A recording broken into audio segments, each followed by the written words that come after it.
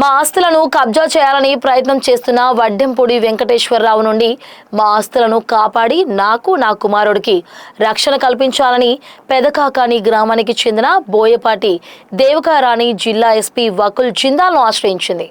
జిల్లా ఎస్పీ కార్యాలయంలో నిర్వహిస్తున్న ప్రజా సమస్యల పరిష్కార వేదికలో పెదకాకాని గ్రామానికి చెందిన 73 సంవత్సరాల బోయపాటి దేవికారాణి అదే గ్రామానికి చెందిన వడ్డెంపూడి వెంకటేశ్వరరావుపై చర్యలు తీసుకోవాలని ఫిర్యాదు చేశారు. అనంతరం ఆమె మీడియాతో మాట్లాడుతూ మా ఆస్తి కాజేయాలనే దుర్బుద్ధితో తరచూ నన్ను చెప్పుకోవడానికి వినడానికి చండాలంగా ఉండే బూతులు తిడుతూ నిన్ను చంపుతాను అంటూ వెంకటేశ్వరరావు నా పైకి దాడికి యత్నించాడని చెప్పారు. ఒంటరి మహిళను 73 సంవత్సరాల ముసలిదాన్ని నాకు రక్షణ కల్పించి నాకు న్యాయం చేయాలని ఎస్పీని వేడుకున్నట్లు తెలిపారు. ఫస్ట్ నుంచి కూడా మా మామయ్య గారు తెలుగుదేశంలోనే ఉన్నాము, ఇచ్చేస్తున్నాం. ఇప్పుడు మా స్థలాన్ని కబ్జా చేసి నన్ను చంపేసి మా స్థలం కబ్జా చేయాలని వడ్డింపూడి వెంకటేశ్వరరావు గోతులు దొవేయటం, ఆ మీద 10 మంది ఆడవాళ్ళని పంపించటం, ఒక అబ్బాయికి తాగుబోసి పంపించటం, వాడు నాన్న ఇది చేయటం. నన్ను కొడతావా, నా వైపు నీకెందుకు ముసలడానికి నువ్వు పెద్దకాకానిమ్మా రైస్ 40 సెంట్లు మాది, మొత్తం 40 సెంట్లు. దాంట్లో మధ్యలో బజారు వదులుకున్నాం మేము, మా రైస్ మిల్ కట్టడానికి సొంత బజారు. మొత్తం ఇది చెయ్యాలని నీకెందుకు నన్ను పొమ్మని. నీ పిల్లలు లేరు? నా పిల్లలు ఢిల్లీలో ఒక ఆయన ఉంటాడు, హైదరాబాద్లో ఒక అబ్బాయి ఉంటాడు.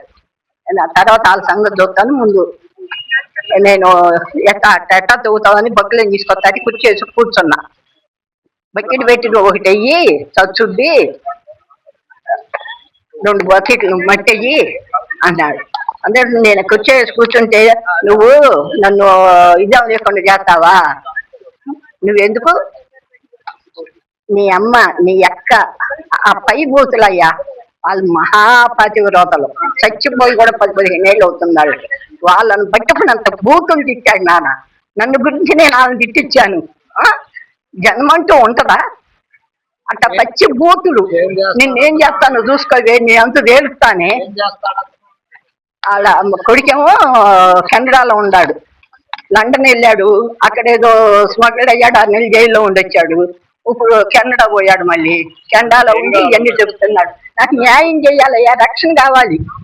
నన్ను చంపేస్తాను అంటున్నారు. మొన్న గేటు బయటికి రాకుండా తలుపు గేటు గెడెట్టేశారు. తలుపుకి 2 గంటల అవస్థ పడిపోయా. ఆయనకి సపోర్ట్ కంటే ఆడు లండన్ నుంచి వస్తా మంత్రి కొడుకులతో కూడా వచ్చాడంట. వాళ్ళ కేసులు ఈ మీద వేసుకుని 6 నెలలు జైల్లో ఉండి వచ్చాడంట. వాళ్ళు సపోర్ట్ చేస్తున్నారంట. వాళ్ళు సపోర్ట్ ఉంది. నాకు ఎమ్మెల్యే ఇది, నువ్వు కేసు పెట్టుకో, ఎవరేం చేస్తారు చూస్తాం, నిమిషాల్లో నేను ఇది చేస్తా చూడండి. నా మీదకి వెళ్ళామమ్మా. 4వ తారీఖు నుంచి ఉన్నాయి. FIR ఇంతవరకు చేయట్లా. అవి ఫోటోలు ఉండే చూడండి, వాళ్ళు తవ్వటం, వాళ్ళు నా మీదకి రావటం, ఇవన్నీ కూడా ఫోటోలు తీసుకెళ్ళి నువ్వు రామ్మా, అందుకు ఫోన్ చేస్తున్నా.